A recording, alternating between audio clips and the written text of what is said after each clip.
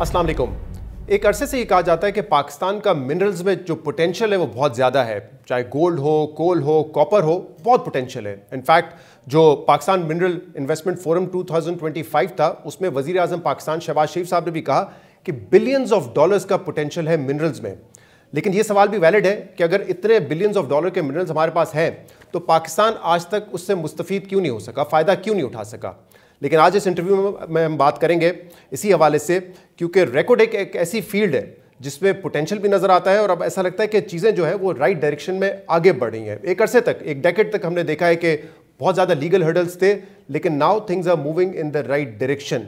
इसका पोटेंशियल कितना ज़्यादा है, इसका पाकिस्तान को, बलूचिस्तान को कितना फ़ायदा होगा, इस पर आज हम बात करेंगे। और उसके लिए हमें ज्वाइन किया है मार्क ब्रिस्टो ने, जो प्रेसिडेंट हैं and CEO of Barrick Gold. Mr. Mark, thank you very much for joining us. Good evening. And welcome to Pakistan. Thank you very much. How was your experience in Pakistan Minerals Investment Forum? It's been fantastic. It really is another milestone. You know, last year we had one. It was a start. And when you look back 2.5 years and see how this project in Reko Diq particularly, but the whole industry has come together. It was a genuine milestone today. So before we talk about the potential of Reko Diq, and we'll talk in detail, tell us, are things moving in the right direction? Is the project moving in the right direction? Because for the last decade, we have seen many hurdles and delays because of litigation mostly. Yes, and I think what I said this morning is true. You know, always to build something of value takes hard work and perseverance. And Reko Diq is a very special project because it comes out of a disagreement between the early investors, which was Barrick and Antofagasta and the Pakistan the government TCC, and Balochistan.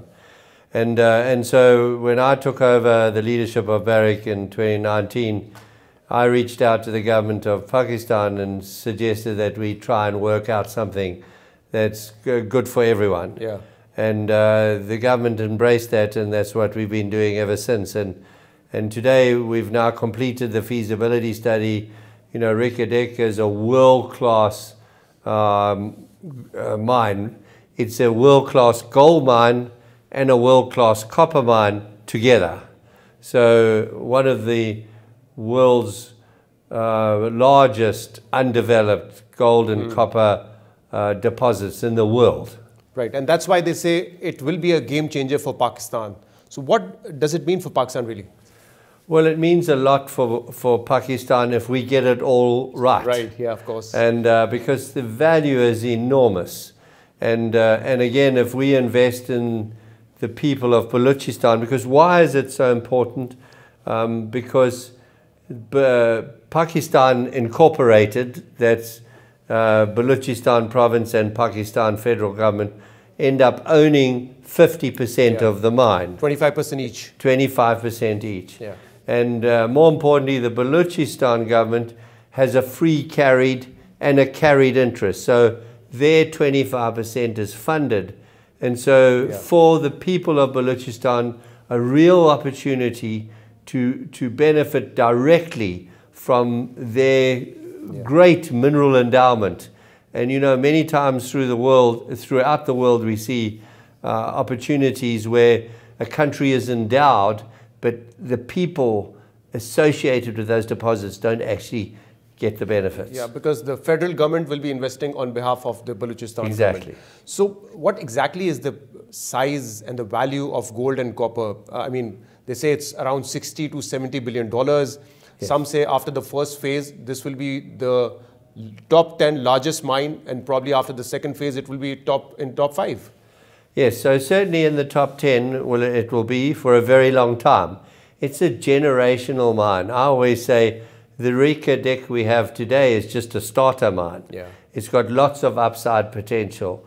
The $70 billion that you're referring to is correct. Yeah. If you use the consensus prices of copper and gold, and today the spot prices are above that. They're rising every day. Every day. So certainly $70 billion, but that's only on the reserves that we've defined in the bankable feasibility study. there's still significant resources after that. And we are right now drilling new discoveries within the mining lease of Reko Diq. Okay. So there's undiscovered potential. My point is Reko Diq will still be operating at the end of this century. Yeah. So it is truly generational. So it's like decades. It's a project for decades. Exactly. So how much will it benefit Pakistan exactly in terms of value?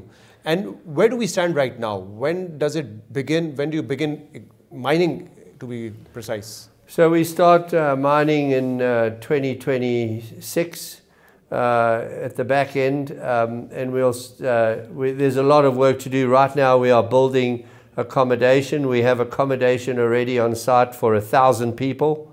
By the end of the year we'll be able to house 8,000 people. Okay. We're putting in the water pipelines to make sure that there's water available, basic infrastructure, all the logistics, and we'll start the construction side of things later, at back end of next year. The intention is to produce the first copper and gold concentrate in 2028. So again, when you put Reko Diq in perspective, not only is it one of the world's largest copper and gold mines, or will be, it's also very short in the way it's coming to production. Okay. So it's going to beat most other projects, and today it's one of the few, if not the only, very large copper mine being built. So all round, a real opportunity for not only the people of Balochistan, but the professionals and people in Pakistan, and more important, the Pakistan economy. I'll talk about that as well. Recently, ECC approved an upward revision in the first phase of the project cost, and that was based on the feasibility report and the technical report by Barrick Gold. And the price escalation is around 58% to $6.8 billion. Now, it's a huge escalation. What are the reasons, and how will it affect the bottom line for Barrick Gold and Pakistan, of course? So as you know, you referred to the copper prices and gold prices have gone up, and so the new benchmark is higher. So, and again, we've been through a significant inflationary period. We're still going through it. Yeah. If you listen to the markets in the last 2 weeks, but notwithstanding that, we will, based on the feasibility study, be able to produce copper using the credit of gold at about 50 cents a pound. So a significantly low-priced project. Okay, so even after the escalation of the project cost, you think the bottom line will not be affected too much? No, and the point about world-class deposits is they're always profitable. Yeah. So now let's talk about the benefits to the local community, because obviously there's a concern that will the Balochistan people benefit from it directly by employment and by the benefits? Yes, and I'm a great believer that miners are merely custodians of national assets, and it's our job as miners to be able to deliver value for all stakeholders, not just our shareholders. And one of the core stakeholders are the communities around our mines, and in this case, Balochistan people. And so I believe that, in the past, miners used to want to get all their capital back before they share the benefits with anyone. Okay. I believe in this modern time, we have to advance the future benefits, some of them, immediately up front. And so Barrick has a policy of investing, first of all, in 3 major human rights, I believe. Okay. Potable water, and as you know, in Reko Diq, there's no fresh water. It's all saline. Yeah. And so the life expectancy is very low in that region. And so we have introduced reverse osmosis purification plants in all the region, and introduced potable water. And I believe that potable water is a human right. Right, of course it is. And the same with primary health, access to primary health in the local village right next to Reko Diq. We built a clinic, and we have for the smaller villages around We have a mobile clinic. We've also upgraded the hospital in Nakundi and introduced modern pre- and antenatal infrastructure into the hospital. So first time ever in that part of the world. And we have got over 400 people, little children, to school. Okay. And what makes me so proud is that 50% girls and 50% boys. So all the children are going to gender school. Balance, yeah. Okay. And that's because, you know, the first thing we need to do is invest in our future. And that is the future of Pakistan. It's, of course, the future of Balochistan. And it's the future of the mine, because it's a generational mine, as we've talked about. So primary education, that's our focus. We're now doing vocational training. And the intention is, as we now employ 600 people on site, we will soon employ 3,000 and then 5,000, and then at the peak of construction, 7,500 people, and long term about 4,000 people. And so as we build out the mine, we are now taking Baloch people and giving them a vocation, so a skill to be able to contribute to the mine, and so that they don't get squeezed out by incoming people from other areas. And we've got technical training programs, vocational programs. As I said, we've invested and upgraded the technical training college in Nakundi. And again, we are building a cadre of senior, very talented graduates from around the Pakistan universities.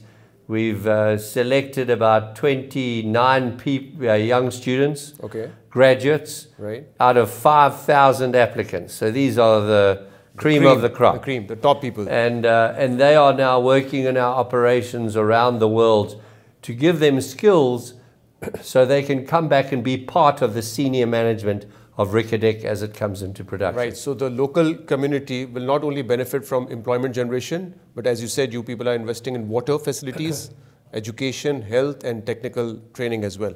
What other challenges and opportunities do you see in this area specifically? Yeah, no, I think just to finish that, you know, if you don't work for the government or the military, you are a smuggler in that region. There's no other job. You know the area well now.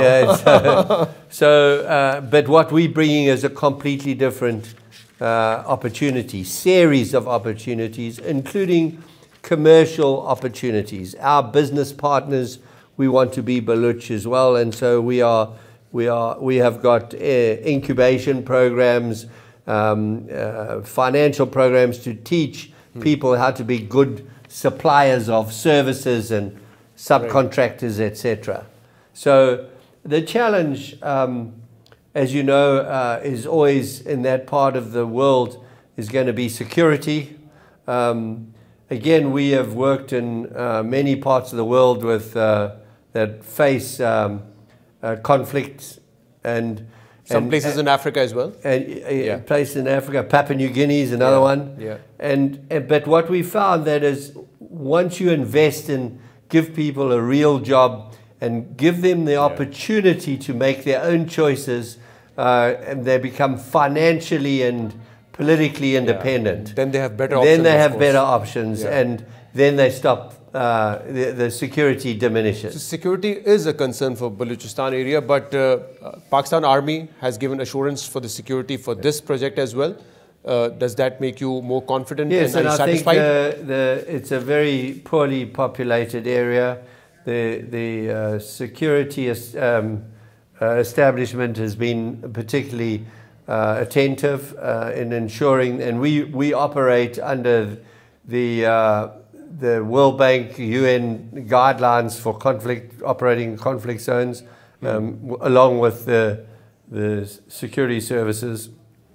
So within the fence, we have a private security service, and then we have onion skin style security away from our operating footprint. So you have your own security as well? Yes. Okay. Yes. Okay. So, Mr. Mark, there's a lot of interest of other countries in Pakistan's mineral opportunities.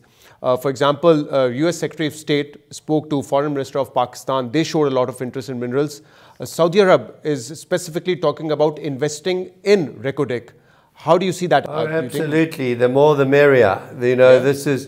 this is a new frontier in world mining in the making, and we've worked, myself particularly, to invite other major miners from around the world to join us these 2 days to get an experience of what it is, because you know what, if you just watch CNN, you never really get an understanding of what is happening on the ground. And so it's been a great pleasure to play host to our colleagues from all around the world. So you would welcome any investment coming from Saudi Arab or any other country in this Reko Diq? Yes. Okay. So whenever there's a large-scale mining programs or projects, it does have an effect on the environment. What are you doing about that? You know, I've always believed, you know, Barrick is built on the foundation of sustainability. So everything we need to be sustainable in doing it, whether it's investing in our people and our communities, or whether it's investing in the environment. And the way to do that, and the way we deal with that, is we believe, and you mentioned it earlier on, we believe that before you start a mine, you should know what you're going to do to close it. Yeah, yeah. And so we have and what we did in the revisitation is we've redone the environmental and the social impact studies, baseline impact studies. Okay. We understand what the environment looks like today, and also the social environment. Mm-hmm. And our objective is to improve it, and we commit to making sure that the biodiversity is improved rather than diminished. Okay. Over the time we'll operate there. Right. So taking advantage of this interview, you know, times are changing now, especially after US new tariff policy, and there's a fear of global recession. So how will this impact the commodities, especially gold? So gold, it's good for gold, but that's not necessarily good for the world. Yeah. But what, you know, I think everyone's focused on this, and I think there's certainly merit in focusing on it. But there's a greater systemic problem in the world today. We are seeing deglobalization. We are seeing, you know, I think what's driving parts of this tariff war at the moment is the imbalance of trade around the world. The developed economies have a lot of debt.